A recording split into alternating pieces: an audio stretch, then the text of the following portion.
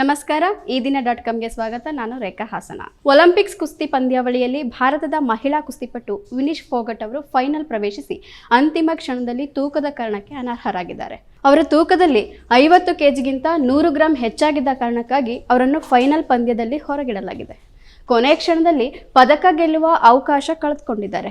ಆದಾಗ್ಯೂ ಒಲಿಂಪಿಕ್ಸ್ನ 50 kg ವಿಭಾಗದಲ್ಲಿ ಮೊದಲ ಬಾರಿಗೆ ಫೈನಲ್ ಪ್ರವೇಶಿಸಿದ ಮಹಿಳಾ ಕುಸ್ತಿಪಟು ಎಂಬ ಖ್ಯಾತಿ ಗಳಿಸಿದ್ದಾರೆ. ಭಾರತದ ಹಿರಿಮೆಯ ಗರಿಯಾಗಿ ಗುರುತಿಸಿಕೊಂಡಿದ್ದಾರೆ. ಮಾತ್ರವಲ್ಲ, ಹೊಸ ಅಧ್ಯಾಯ ಬರೆದಿದ್ದಾರೆ.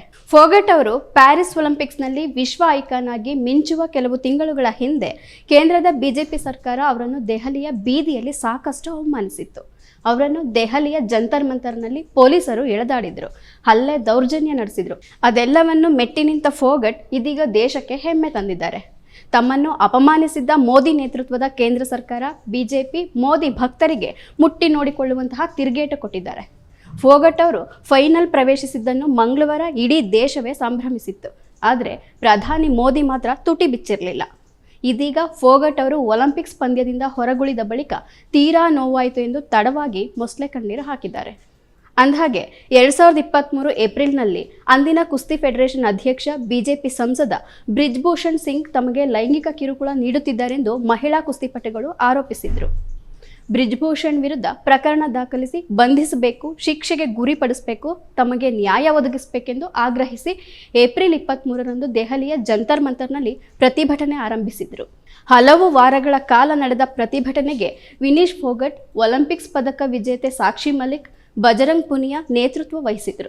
ಮಹಿಳಾ ಕುಸ್ತಿಪಟುಗಳ ಹೋರಾಟಕ್ಕೆ ಹಲವಾರು ಕ್ರೀಡಾಪಟುಗಳು, ಸಂಘಟನೆಗಳು ಸೇರಿದಂತೆ ಇಡೀ ನಾಗರಿಕ ಸಮಾಜ ಬೆಂಬಲ ವ್ಯಕ್ತಪಡಿಸಿತ್ತು. ದೇಶಾದ್ಯಂತ ಸಾವಿರಾರು ಪ್ರತಿಭಟನೆಗಳು ನಡೆದಿದ್ವು. ದ್ರೋಣಾಚಾರ್ಯ ಪ್ರಶಸ್ತಿ ವಿಜೇತ ಕುಸ್ತಿ ಕೋಚ್ ಮಹಾವೀರ್ ಸಿಂಗ್ ಫೋಗಟ್ ಅವರು ಸೇರಿದಂತೆ ಹಲವರು ತಮ್ಮ ಪ್ರಶಸ್ತಿಗಳನ್ನು ಹಿಂದಿರುಗಿಸುವುದಾಗಿ ಸರ್ಕಾರಕ್ಕೆ ಎಚ್ಚರಿಕೆ ನೀಡಿದರು. ಆದರೆ ಮೋದಿ ಸರ್ಕಾರ ಮಾತ್ರ ಪ್ರತಿಭಟನಾ ನಿರತ ಮಹಿಳಾ ಕುಸ್ತಿಪಟುಗಳ ಅಳಲನ್ನು ಆಲಿಸಲಿಲ್ಲ. ಆರೋಪಿ ಸಂಸದ ಬ್ರಿಜ್ಭೂಷಣ್ ಸಿಂಗ್ ವಿರುದ್ಧ ಯಾವುದೇ ಕ್ರಮವನ್ನು ಕೈಗೊಳ್ಳಲಿಲ್ಲ.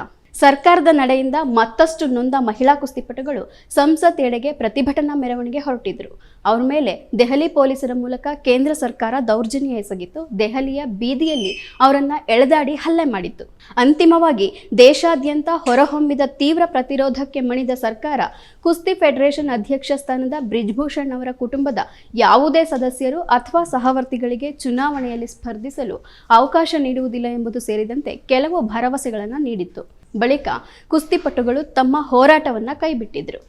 ಆದಾಗ್ಯೂ ಬ್ರಿಜ್ಭೂಷಣ್ ಅವರ ಆಪ್ತ ಸಂಜಯ್ ಸಿಂಗ್ ಅವರನ್ನು ಕುಸ್ತಿ ಫೆಡರೇಷನ್ ಅಧ್ಯಕ್ಷರನ್ನಾಗಿ ಸರ್ಕಾರ ಆಯ್ಕೆ ಮಾಡಿತು. ಕೇಂದ್ರದ ನಡೆಯ ವಿರುದ್ಧ ಸಿಡಿದ ಕುಸ್ತಿಪಟು ಸಾಕ್ಷಿ ಮಲಿಕ್, ನಾನು ಬದ್ಧತೆಯಿಂದ ಹೋರಾಡಿದೆ, ಆದರೆ ಆರೋಪಿ ಬ್ರಿಜ್ಭೂಷಣ್ ಅವರಂತಹ ವ್ಯಕ್ತಿ ಫೆಡರೇಷನ್ನ ಅಧ್ಯಕ್ಷನಾದರೆ ನಾನು ಕುಸ್ತಿಯನ್ನು ಮುಂದುವರಿಸುವುದಿಲ್ಲ, ನಾನು ಕುಸ್ತಿಯನ್ನು ತ್ಯಜಿಸುತ್ತಿದ್ದೇನೆ ಎಂದು ಕುಸ್ತಿಗೆ ವಿದಾಯ ಹೇಳಿದರು. ಮೋದಿ ಸರ್ಕಾರ ತಮ್ಮ ಮೇಲೆ ಎಸಗಿದ್ದ ದೌರ್ಜನ್ಯ, ಅಪಮಾನಗಳನ್ನು ಮೆಟ್ಟಿ ವಿನಿಶ್ ಫೋಗಟ್ ಕುಸ್ತಿಯನ್ನು ಮುಂದುವರಿಸಿದ್ರು. ಸರ್ಕಾರದಿಂದ ಸರಿಯಾದ ಬೆಂಬಲ ಸಿಗದ ಹೊರತಾಗಿಯೂ ಅವರು ತೀವ್ರ ಪರಿಶ್ರಮದೊಂದಿಗೆ ಅಭ್ಯಾಸದಲ್ಲಿ ನಿರತರಾಗಿದ್ದರು. ಒಲಿಂಪಿಕ್ಸ್ಗೂ ತೆರಳಿದ್ರು. ಮಾತ್ರವಲ್ಲದೆ ಪ್ರೀ ಕ್ವಾರ್ಟರ್ ಫೈನಲ್ ಪಂದ್ಯದಲ್ಲಿ ವಿಶ್ವದ ನಂಬರ್ 1 ಕುಸ್ತಿಪಟು ಎಂದೇ ಖ್ಯಾತಿ ಪಡೆದಿದ್ದ ಜಪಾನ್ನ ಯೂಯಿ ಸುಸಾಕಿ ಅವರನ್ನು ಸೋಲಿಸುವ ಮೂಲಕ ಜಗತ್ತಿನ ಗಮನ ಸೆಳೆದಿದ್ರು. ಕ್ವಾರ್ಟರ್ ಫೈನಲ್, ಸೆಮಿಫೈನಲ್ಗಳನ್ನು ಗೆದ್ದು ಫೈನಲ್ ತಲುಪಿದ್ರು. ಆದರೆ ಭಾರತೀಯ ದುರದೃಷ್ಟವೆಂಬಂತೆ ಅವರು ಫೈನಲ್ ಪಂದ್ಯ ಆಡುವುದರಿಂದ ವಂಚಿತರಾಗಿದ್ದಾರೆ. ಆದಾಗ್ಯೂ ಅವರು ಫೈನಲ್ ತಲುಪಿದಾಗ ಇಡೀ ಭಾರತ ಆಕೆಯನ್ನು ಹಾಡಿ ಹೊಗಳಿತು. ಅಭಿನಂದನೆಗಳ ಮಹಾಪೂರವೇ ಹರಿದು ಬಂದಿತು.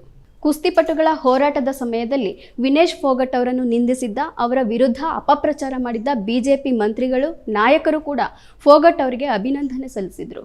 ಈಗ ಫೋಗಟ್ ಅವರಿಗೆ ಅಭಿನಂದಿಸಿದ ಬಿಜೆಪಿಗರನ್ನು ನೆಟ್ಟಿಗರು ಟ್ರೋಲ್ ಮಾಡ್ತಿದ್ದಾರೆ, ಕಾಲೆಳೆಯುತ್ತಿದ್ದಾರೆ. ವಿನಿಶ್ ಫೋಗಟ್ ಬರಿಯ ಸಂಕೇತವಲ್ಲ, ಎಚ್ಚರದ ಕಿಡಿ. ಆ ಕಿಡಿ ಎಲ್ಲರ ಎದೆಯಲ್ಲಿಯೂ ಬೆಳಕನ್ನು ಹಬ್ಬಿಸಲಿ. ಪ್ರತಿರೋಧ, ಛಲ ಮತ್ತು ಗೆಲ್ಲುವ ಮಹತ್ತರ ಆಕಾಂಕ್ಷೆ ಒಗ್ಗೂಡಿದ್ರೆ ಅಲ್ಲಿ ಫೋಗಟ್ ಎಂಬ ಸ್ವಾಭಿಮಾನಿ ಮತ್ತು ಸಾಹಸಿ ಕಾಣಿಸಿಕೊಳ್ತಾಳೆ. ಫೋಗಟ್ ಗೆಲುವು ಎಲ್ಲರ ಗೆಲುವು. ಫೋಗಟ್ ಗೆಲುವಿನ ಸರಣಿಯಿಂದ ನಾವು ಈ ಕ್ಷಣಕ್ಕೆ ಭಾವುಕರಾಗುವುದು ಮುಖ್ಯವಲ್ಲ, ಆಕೆ ಯಾವ ಕಾರಣಕ್ಕಾಗಿ ಹೋರಾಡಿದಳು ಎಂಬ ವಿಷಯ ಮುನ್ನೆಲೆಗೆ ಬರಲಿ ಎಂದು ನೆಟ್ಟಿಗರು ಹೇಳಿದ್ದಾರೆ. ವಿನಿಶ್ ಫೋಗಟ್ ಒಲಿಂಪಿಕ್ಸ್ನಲ್ಲಿ 50 kg ಕುಸ್ತಿ ಪಂದ್ಯದಲ್ಲಿ ಫೈನಲ್ ಪ್ರವೇಶಿಸಿದ್ದಾರೆ ಈ ಸಹೋದರಿ. ಇಂಥ ವಿಶ್ವಮಾನ್ಯ ಕುಸ್ತಿಪಟುಗಳ ಮೇಲೆ ಲೈಂಗಿಕ ದೌರ್ಜನ್ಯ ನಡೆಸಿ ಅವರು ನ್ಯಾಯ ಕೇಳಿದಾಗ ಅವರನ್ನು ಬೀದಿಗೆ ತಳ್ಳಿ ಅವರನ್ನು ಕ್ರೂರವಾಗಿ ನಡೆಸಿಕೊಂಡ ನಮ್ಮ ವ್ಯವಸ್ಥೆಗೆ ಕುಸ್ತಿಪಟುಗಳ ಜಯದಲ್ಲಿ ಮೋದಿ ನೇತೃತ್ವದ ಸರ್ಕಾರಕ್ಕೆ ಯಾವುದೇ ಪಾಲಿಲ್ಲ ಎಂದಿದ್ರು. ಇದೀಗ ಫೋಗಟ್ ಅವರು ಸ್ಪರ್ಧೆಯಿಂದ ಹೊರಗುಳಿದಿದ್ರು ಅವರಿಗೆ ಭಾರತೀಯರು ಪ್ರೀತಿ ಮಳೆಯನ್ನೇ ಸುರಿಸ್ತಿದ್ದಾರೆ. ವಿನೇಶ್ ಫೋಗಟ್ ಅವರಂತಹ ಶ್ರೇಷ್ಠ ಸಾಧಕಿಗೆ ಕ್ರೀಡಾಂಗ ಅನ್ಯಾಯ ಮಾಡಿದೆ. ಹಲವಾರು ವರ್ಷಗಳ ಸಾಧನೆಯ ತಪಸ್ಸಿನ ಫಲ ಕೇವಲ 100 ಗ್ರಾಂ ಹೆಚ್ಚು ತೂಕದ ಕಾರಣಕ್ಕೆ ಅನರ್ಹಗೊಳಿಸುವುದರ ಹಿಂದೆ ಕಾಣದ ಕೈಗಳು ಕೆಲಸ ಮಾಡಿವೆ. ಅಟ್ಟಹಾಸದ ಮುಂದೆ ದಿಟ್ಟ ಹೆಣ್ಣು ಏನು ಮಾಡಲು ಸಾಧ್ಯ? ಸೂಕ್ತ ತನಿಖೆ ಮಾಡಲು ಸರ್ಕಾರ ಅಂತಾರಾಷ್ಟ್ರೀಯ ಒಲಿಂಪಿಕ್ ಸಮಿತಿಗೆ ಒತ್ತಾಯ ಮಾಡಬೇಕಿದೆ ಎಂದು ನೆಟ್ಟಿಗರು ಆಗ್ರಹಿಸಿದ್ದಾರೆ. ಇಷ್ಟು ಮಾತ್ರವಲ್ಲದೆ 100 ಗ್ರಾಂ ತೂಕ ಹೆಚ್ಚಿರುವ ಕಾರಣಕ್ಕೆ ಫೈನಲ್ ಪಂದ್ಯಕ್ಕೆ ವಿನೇಶ್ ಫೋಗಟ್ ಅನರ್ಹ ಮಾಡುವುದೇ? ಸಾಮಾನ್ಯವಾಗಿ ಪಂದ್ಯ ಶುರುವಾಗುವ ಕೆಲವೇ ನಿಮಿಷಗಳ ಮುಂಚೆ ಸ್ಪರ್ಧಿಗಳ ತೂಕವನ್ನು ಪರಿಶೀಲಿಸುವ ನಿಯಮವಿದೆ. ಪಂದ್ಯ ಶುರುವಾಗಬೇಕಿದ್ದದ್ದು ರಾತ್ರಿ 11 ಗಂಟೆ ಸುಮಾರಿಗೆ. ಹೀಗಿರುವಾಗ ವಿನೇಶ್ ಫೋಗಟ್ ಅವರಿಗೆ ಇನ್ನೂ ಕಾಲಾವಕಾಶ ಇದ್ರೂ ಈಗಲೇ ತೂಕ ಪರಿಶೀಲನೆ ಮಾಡಿದ್ದು ಒಲಿಂಪಿಕ್ಸ್ ಒಳಗೆ ಏನೋ ಕುತಂತ್ರ ರಾಜಕೀಯ ನಡೆದಿದೆ ಎನ್ನುವ ಅನುಮಾನ ಹುಟ್ಟಿದೆ. ಇನ್ನೂ 10 ಗಂಟೆಯ ಕಾಲಾವಕಾಶ ಇರುವಾಗ ಸ್ಪರ್ಧಿ 100 ಗ್ರಾಂ ತೂಕ ಇಳಿಸುವುದು ದೊಡ್ಡ ವಿಷಯವೇ ಅಲ್ಲ. ಭಾರತ ಸರ್ಕಾರ ನಿಜಕ್ಕೂ ನಮ್ಮ ದೇಶದ ಸ್ಪರ್ಧಾಳುಗಳ ಬಗ್ಗೆ ಕಾಳಜಿ ಇದ್ದದ್ದೇ ಹೌದಾದಲ್ಲಿ ಮಧ್ಯೆ ಪ್ರವೇಶಿಸಿ ಸಮಯ ಕೊಡುವಂತೆ ವಿನಂತಿ ಮಾಡಲಿ ಎಂದು ಒತ್ತಾಯಿಸಿದ್ದಾರೆ.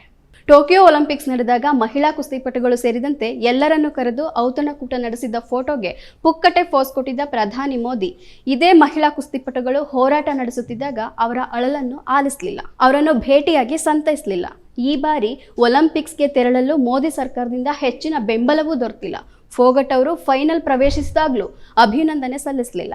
ಇದೀಗ ಮೊಸಳೆ ಕಣ್ಣೀರು ಹಾಕಿರುವ ಮೋದಿ ಸ್ಪರ್ಧೆಯಲ್ಲಿ ನಿಮಗೆ ಹಿನ್ನಡೆಯಾಗಿರುವುದು ತುಂಬ ನೋವಿನ ಸಂಗತಿ. ಈ ಪದಗಳು ನಾನು ಅನುಭವಿಸುತ್ತಿರುವ ಹತಾಶೆಯನ್ನು ವ್ಯಕ್ತಪಡಿಸಬಹುದು. ಆದರೆ ನೀವು ಈ ಸಂಕಷ್ಟದಿಂದ ಶೀಘ್ರವೇ ಹೊರಬರುತ್ತೀರಿ ಎಂಬುದನ್ನು ನಾನು ಬಲ್ಲೆ. ಸವಾಲುಗಳನ್ನು ಎದುರಿಸುವುದು ನಿಮ್ಮ ಸ್ವಭಾವವಾಗಿದೆ. ನಾವೆಲ್ಲರೂ ನಿಮ್ಮೊಂದಿಗಿದ್ದೇವೆ ಎಂದು ಹೇಳಿದ್ದಾರೆ. ಏನೇ ಆಗಲಿ, ಮಂಗಳವಾರ ರಾತ್ರಿ ತಮ್ಮ ತೂಕ 2 kg ಹೆಚ್ಚಿದೆ ಎಂಬುದನ್ನು ಗಮನಿಸಿದ ಫೋಗಟ್ ರಾತ್ರಿ ಇಡೀ ವರ್ಕೌಟ್ ಮಾಡಿ 1900 ಗ್ರಾಂ ತೂಕ ಇಳಿಸಿದ್ರು.